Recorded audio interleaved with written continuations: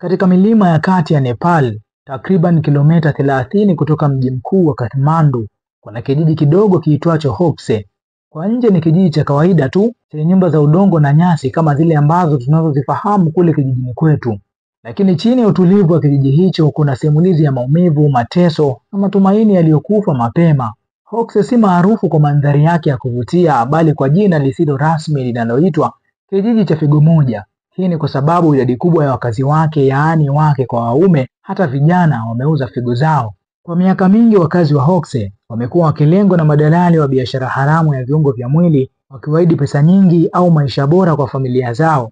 Watu hawa huwashawishi wenyeji, wengi wao wakiwa ni wale ambao hawana elimu au wale ambao wanakuwa na uelewa mdogo. Mara nyingi huwaambia kuwa figo huzaliwa tena, au wanaweza kuwashawishi kwa kuambia kuwa wanaweza kuishi pasi na kuwa na figo moja. Kisha wanapokubali huwasafirisha kwa siri hadi nchini India au nchi nyingine ambako hufanyiwa upasuaji na kuachwa wapambane na maumivu bila msaada, bila matibabu na bila kufuatiliwa afya zao. Katika kijiji hicho si ajabu kusikia mtu akisema, niliuza figo yangu ili mtoto wangu asome, au mama akieleza, nilitoa figo ili tujenge nyumba ya bati. Lakini wengi wao huishiwa kupata kidogo mno kuliko walivyoahidiwa. Wengine wanaishi na maumivu ya kudumu, na zaidi ya hayo wanabeba aibu na unyonge wa kijamii.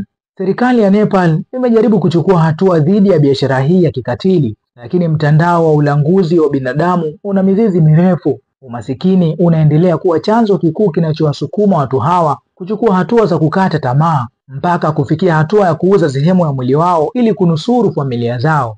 Kijiji cha Hokse kinawakilisha vijiji vingi ambavyo watu wake wanaishi kwa kukata tamaa na kuamini kuwa kuuza viungo vyao ama sehemu ya miili yao kungewanufaisha, badala yake huwa ni kinyume chake.